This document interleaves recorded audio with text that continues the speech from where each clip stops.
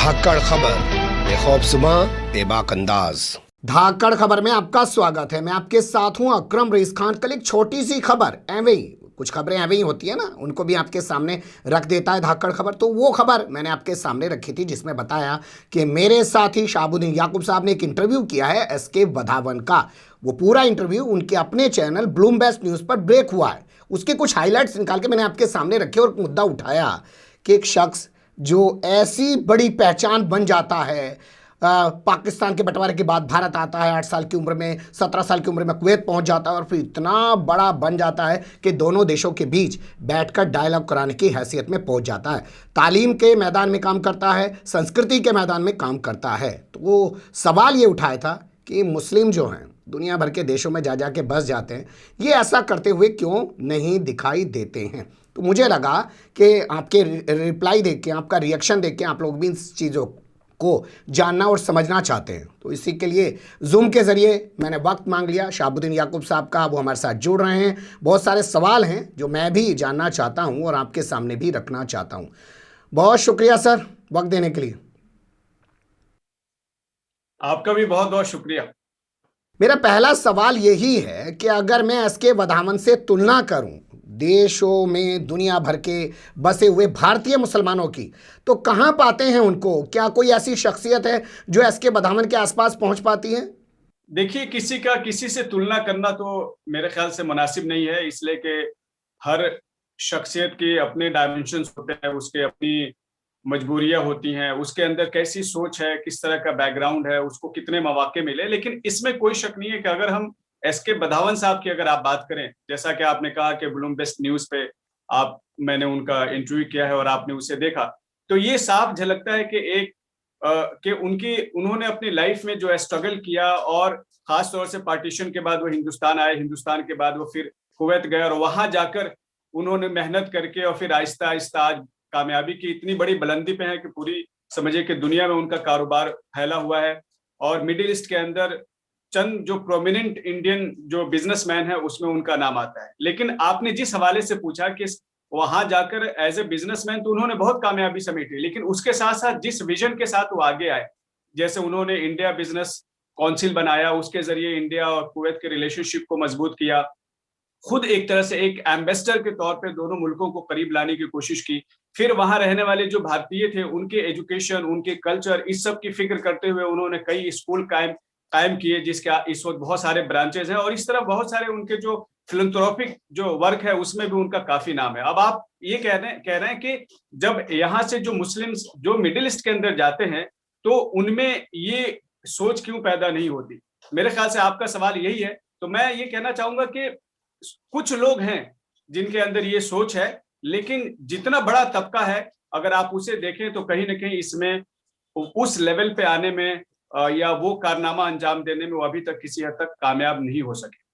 मेरा सवाल इसलिए बड़ा है सर क्योंकि देखिए आप गल्फ कंट्रीज़ की बात करते हैं जिसको मुस्लिम दुनिया कहा जाता है। भारतीय मुसलमान वहाँ सीना चौड़ा करके इसलिए जाते हैं कि वो भी मुस्लिम हैं। यहाँ पे रहने वाले बहुत से मुस्लिम कहते हैं साहब जिस दिन अरब की दुनिया से आवाज़ उठेगी तो यहाँ पे हिंदुत्ववादी ताकतें हिल जाएंगी। लेकिन मैं कहता हूँ जब ये वहाँ जाते हैं तो कुछ करके क्यों नहीं दिखा पाते हैं? इन्हें तो ज़्यादा अहमियत मिलनी चाहिए मुस्लिम होने की वजह से। ये सब कुछ आपकी सोच पे डिपेंड करता है। और सोच पे इसलिए कि वधावन साहब जब हो गए तो वो भी सिर्फ कामयाब होकर खुश रह सकते थे, लेकिन उनके पास सोच बड़ी थी। उनको ये लगता था कि सिर्फ अगर मैं कामयाब हो गया तो ये कोई बड़ी बात नहीं है। कामयाबी उस वक्त कामयाबी होती है जब आपके साथ हजारों लोग कामयाब हो और आप अपनी कामयाबी को इस्तेमाल करके दूसरों के लिए कामयाबी का रास्ता जब आप खोलते हैं, हमवार करते हैं, तो असल में ये कामयाबी होती। मुसलमानों के अंदर आप जानते हैं कि इस फिक्र की बहुत कमी है।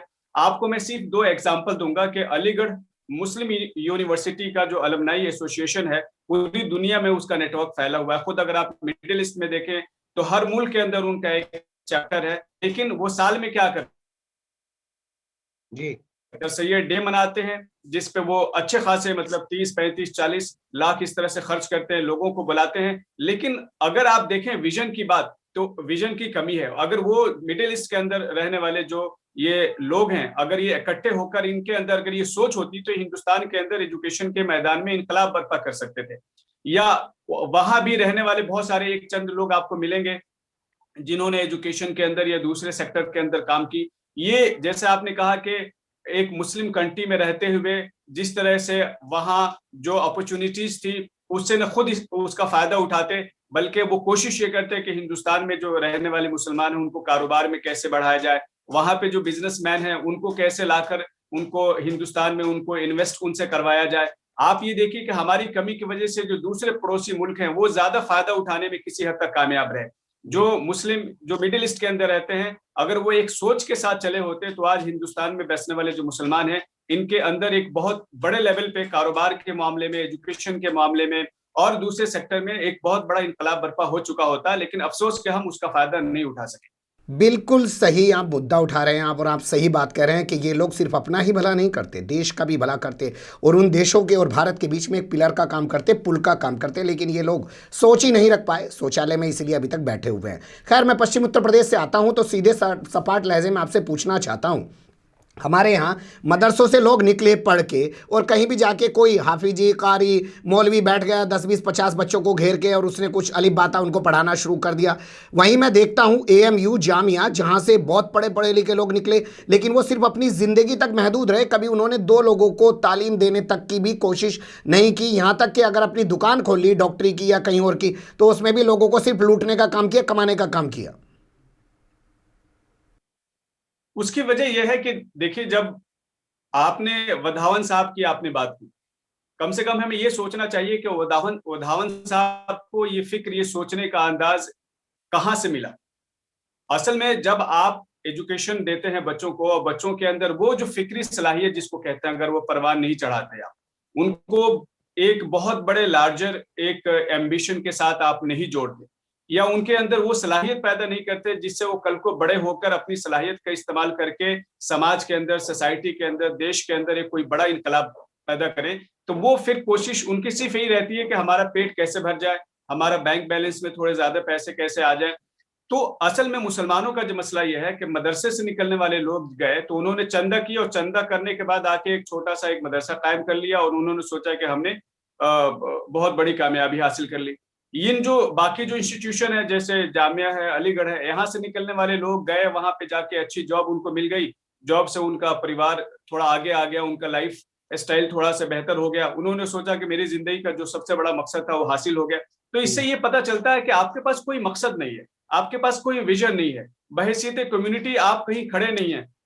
आप जब ये सोचते हैं, जब आपको खुद अपने आप से, अपने घर के लोगों से, अपनी कम्युनिटी आसपास के रहने वाले लोगों से आपका मुकाबला है, आपकी कोशिश ये है कि भाई किसी तरह मेरा स्टेटस इनके मुकाबले में ज्यादा बेहतर हो जाए, और साथ साथ आपकी कोशिश ये भी है कि ऐसा ना हो कि कोई और मुझसे आगे निकल जाए। तो जहां ये क्या होता है कि जो भी ऐसी जो कम्युनिटीज होती हैं, जो एक तरह से डिक्लाइनिंग जो कम्युनिटी होती है, जिनके अंदर इस तरह की टेंडेंसी पैदा होती है कि जहां वो खुद अपने आप से लड़ रहे होते हैं, वहां ये टेंडेंसीज पैदा होती है कि वो खुद ये कोशिश कर रहे होते हैं कि मैं किसी तरह समाज के अंदर मेरी ज्यादा इज्जत हो जाए, मैं ज्यादा कामयाब हो जाऊं। लेकिन साथ लेकर जो चलने की जो कोशिश है, अभी तक मुसलमानों के अंदर किसी हद तक परवान नहीं चढ़ी। ठीक है, शख्सियतों के हिसाब से बात कर लेते हैं। मेरे सामने सिर्फ एक चेहरा उभरता है, अच्छा है बुरा है लोग जो भी कहें, वो है आजम खां का। AMU का एक ऐसा प्रोडक्ट जिसने बाहर निकल के एक यूनिवर्सिटी खड़ी करने की कोशिश की, हालांकि उसको बहुत सारी चीज़ें झेलनी भी पड़ रही हैं, परिवार से ही जेल में डाल दिया गया उनको, और उनकी उस यूनिवर्सिटी पर खतरे के बादल भी मंडरा रहे हैं। इसके अलावा अगर हम अध्ययन करें तो ऐसी कोई शख्सियत पिछले 30-40 साल में तो दिखाई नहीं देती है। क्या मैं गलत बता रहा हूँ आपको?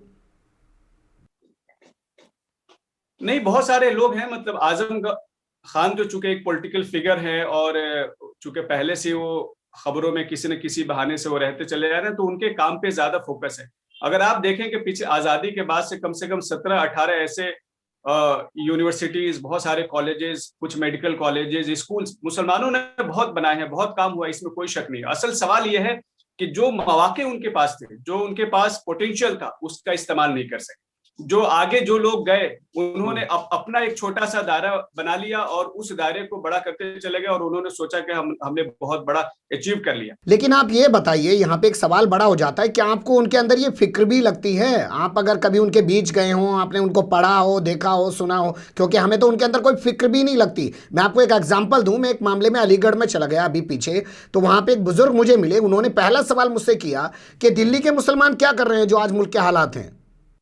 तो उन्होंने सवाल इसीलिए किया कि उनको लगता है कि जो शख्स दिल्ली में बैठा हुआ है उसकी सोच बड़ी है, वो दुनिया को देख सकता है, वो वहां से आगे भी देख सकता है, पीछे भी देख सकता है, उसके पास से तमाम समझिए कि खबरें आ रही हैं, बड़े बड़ी शख्सियत उसके आसपास हैं, सारे डिबेट्स वहीं पे हो रही हैं।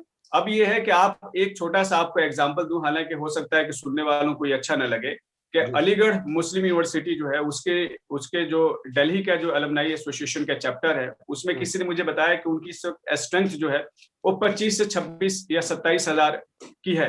लेकिन ये 25-26 हजार लोग मिलकर भी अगर आप अगर आप देखें तो कोई बड़ा काम नहीं कर पा रहे हैं। यानी जहां पे अगर आपका एक ऑर्गेनाइजेशन हो जिसमें 25-26 हजार उसके मेंबर्स हों और ये सब कहीं ना कहीं जॉब कर रहे हों और कुछ अर्निंग कर रहे हो, अगर ये चाहें तो तिनका तिनका उसमें बूंद बूंद डालकर ये हर साल कोई बड़ा काम कर लें। लेकिन आप अगर देखें तो खुद उनके अंदर इनफाइटिंग चल रही है, उनके पास कोई विजन नहीं है। इसी तरह से और भी दूसरे जो ऑर्गेनाइजेशंस हैं, तो अगर ओवरऑल अगर आप देखें तो हमारे पास कोई विजन नहीं। आप बिल्कुल सही कह रहे हैं कि मुस्लिम कम्युनिटी के पास कोई विज़न नहीं है। विज़न ये भी नहीं है कि करना क्या है, विज़न ये भी नहीं है कि हो क्या रहा है उसी को देखने की कोई तमीज़ या शऊर पैदा कर लें। सिर्फ आपस में एक दूसरे को नीचा दिखाने या उससे बड़ा दिखने की कोशिशों में लगे हुए हैं। क्या आपको लगता है जो हालात आज पूरी दुनिया में बन रहे हैं और मुल्क के अंदर जो हालात बन रहे हैं, अब भी कोई फिक्र लग रही है किसी के अंदर?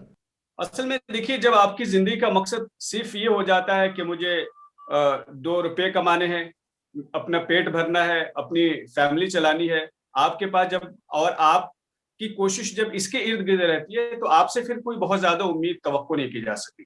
मुस्लिम कम्युनिटी में असल में यही है कि आप सबसे उसका बेस्ट एग्जांपल आप ये देख लीजिए कि दिल्ली के अंदर शायद ही कोई बड़ा मुस्लिम ऑर्गेनाइजेशन हो जिसका हेड ऑफिस यहाँ पे ना हो, जिसके कारकुन, जिसके मेंबर्स यहाँ न रहते हो, लेकिन उनका जो स्टाइल है काम करने का अगर आप देखेंगे या उनकी जो एफिशिएंसी है उसको अगर आप चेक करेंगे तो उसी से आपको अंदाजा हो जाएगा कि ये चाहे इमारतें बहुत बड़ी बड़ी बना ली हैं लेकिन उसके अंदर कोई सोच नहीं है, उनके अंदर प्रोफेशनलिज्म नहीं है, उनके अंदर समाज को बदलने के लिए इस वक्त जो मॉडर्न एज में जो कुछ भी चीजें किया जा सकता है उससे वो वाकिफ नहीं है। तो कहने का मतलब यह है कि वहां भी यही लड़ाई है कि भाई मैं ऊपर वाली सीट पे बैठूंगा, आप नीचे बैठिए, और जो आपके पास टैलेंटेड लोग हैं उनको मौका नहीं दिया जाता, बल्कि जो कर सकते हैं और जो करके दिखा रहे हैं वो उनको दूसरी कंपनीज हायर कर रही हैं, दूसरे ऑर्गेनाइजेशन में जाके तो बहुत अच्छा कर पा रहे हैं, लेकिन अगर वो किसी मकसद के तहत इस नियत के साथ वापस इन्हीं